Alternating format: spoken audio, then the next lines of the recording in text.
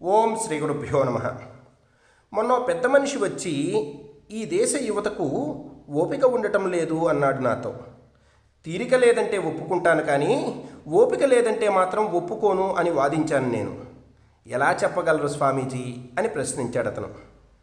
గంటల పాటు రోజుల తరబడి క్యూలైన్లో నిలబడి బాహుబలి 2 టికెట్లు సంపాదించిన నా యువతను ఓపిక లేదని ఎలా అనగలుగుతున్నారు? నిన్న మొన్నటి రోజుల్లో మండుటెండల్లో మందు షాపుల ముందు బుద్ధిగా బారులు తీరిన నా యువశక్తిని చూసి ఓపిక లేదనే మాట మీ నోట ఎలా వచ్చింది? అరగంట వార్తలు వినలేని మీరు Netflix, Amazon Prime, Hotstar, Sun NXT వంటి వాటిల్లో గంటల తరబడి రోజుల పాటు ఓపికగా సినిమాలు, వెబ్ సిరీస్ చూస్తున్న ఈ దేశ వెన్నెముకను చూసి ఓపిక లేదనటానికి మీకు ఎలా మనస్కరించింది అని ప్రశ్నించాను.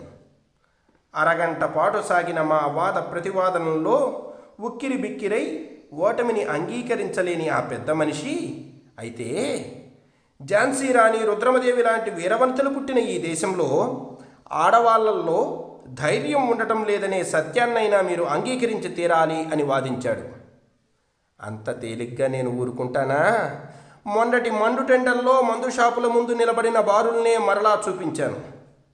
ఆ బారుల్లో వేలాది మంది మగవాళ్లతో పోటీపడి మరీ ముందుగా మందు సాధించిన నా దేశ ధీర వీర నారీమణులను గుర్తు చేశాను.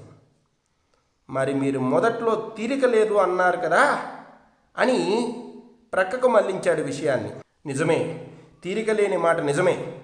ఓపిక్గా క్యూలైన్లో నిలబడిన 2020 మ్యాచ్కు టికెట్లు దొరకటం లేదు. అమ్మ ఆ పని చెప్పకపోతే ఇంకొంచెం ముందు వచ్చి ఉండేవాడిని కదా, టికెట్లు దొరికేవి కదా అనుకుంటూ నిరాశగా వెనుదిరుగుతున్న యువత మీకు కనిపించటం లేదా? రోజుల తరబడి చూసినా అయిపోని తరిగిపోని వెబ్ సిరీసు, గంటల తరబడి వాట్సప్, ట్విట్టరు, ఫేస్బుక్, ఇన్స్టాగ్రామ్లో మాట్లాడుతున్నా ఇంకా మాట్లాడే సమయం లేక మిగిలిపోయిన మాటలు మీకు వినిపించటం లేదా? కాస్తంత గట్టిగానే కడిగి పారేశాను. నా యువతను అంటే నేను ఊరుకుంటానా? మరి ఇష్టం లేకపోయినా ఓటమిని అంగీకరించక తప్పలేదా పెద్ద మనిషికి? ఏదైనా ఓ కథ చెప్పండి స్వామి అంటూ టాపిక్ డైవర్ట్ చేస్తూ అన్నాడు.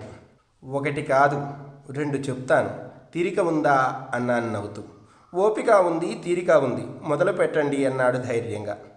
వచ్చిన అవకాశాన్ని నేను మాత్రం వదులుకుంటానా? ప్రారంభించాను. ఓ తల్లి తన కొడుకుకు వేడివేడి అన్నం వడ్డిస్తూ చద్దన్నం తిను నాన్న అని చెప్పేది. వేడివేడి అన్నం వడ్డిస్తూ సద్దన్నం అంటమేంటి? మీలాగా మీ కథలో మనుషులు కూడా సూటిగా మాట్లాడరా అని ప్రశ్నించాడు. ఓపిక ఉందన్న వాడివి కాసేపు ఓపిక పట్టవయ్యా అంటూ నేను కథలోకి వెళ్ళాను. కొడుకు తల్లిని అడిగాడు, అమ్మా రోజు వేడివేడి అన్నం వడ్డిస్తూ సద్దన్నం అంటావేంటి? దానికి ఆ తల్లి సమాధానం ఏమిటో తెలుసా? నాన్న, నిన్న చేసిన పదార్థం ఈరోజుకు సద్దేనా కాదా?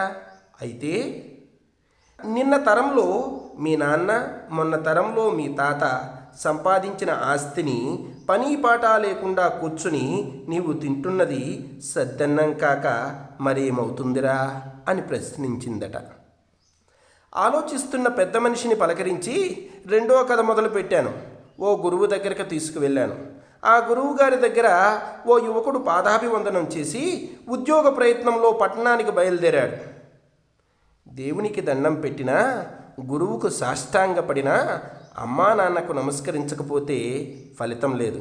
వాళ్ళ ఆశీర్వాదం తీసుకొని వెళ్ళమని ఆ గురువుగారు ఆ యువకునికి సలహా ఇచ్చి పంపించాడు. కొద్ది రోజుల తర్వాత మరలా కంటబడిన ఆ యువకునితో, ఏం ఉద్యోగానికి వెళ్ళలేదా అని ప్రశ్నించాడు. వెళ్ళాను. వెళ్ళే దారిలో ఓ దృశ్యం చూసి వెనుకకు వచ్చాను అన్నాడు ఆ యువకుడు. ఏమిటా దృశ్యం ప్రశ్నించాడు గురువు. మన ఊరు దాటి అడవిలో వెళ్తుంటే ఆ అడవిలో ఓ కుంటిపక్షి కంటపడింది. ఎలా బ్రతుకుతుందా అని నేను బాధపడుతూ ఆలోచిస్తున్నాను. అంతలో ఎక్కడి నుండో ఓ మంచి పక్షి నోటి నిండా గింజలు పట్టుకుని వచ్చి ఈ కుంటి పక్షికి పెట్టడం చూశాను. లోకమంతా భగవంతుడే పోషిస్తాడు అన్న మీ మాటలు నాకు గుర్తొచ్చాయి. కుంటి పక్షిని బ్రతికిస్తున్న భగవంతుడు నన్నెందుకు బ్రతికించడు అనే భరోసా కలిగింది. తిరిగి వచ్చాను అన్నాడు యువకుడు.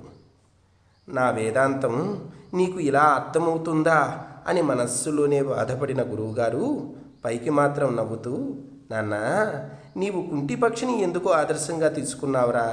కుంటి పక్షికి తన రెక్కల కష్టంతో గింజలు తెచ్చి పెడుతున్న మంచి పక్షితో నీవెందుకు పోటీ పడటం లేదు?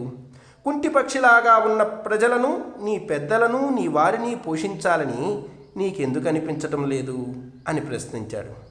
కుంటి పక్షిలాగా ఉండాలని ఆశించక 10 మందిని పోషించే మంచి పక్షిలాగా ఉండాలని ఆలోచించు అంటూ ఆశీర్వదించి పంపించాడు. కథ వింటూ దీర్ఘాలోచనలో ఉన్న పెద్ద మనిషిని అక్కడే వదిలిపెట్టి నేను కాస్త ప్రక్కకు వచ్చాను. ఓం ప్రశాంతి. ఓం తత్సత్.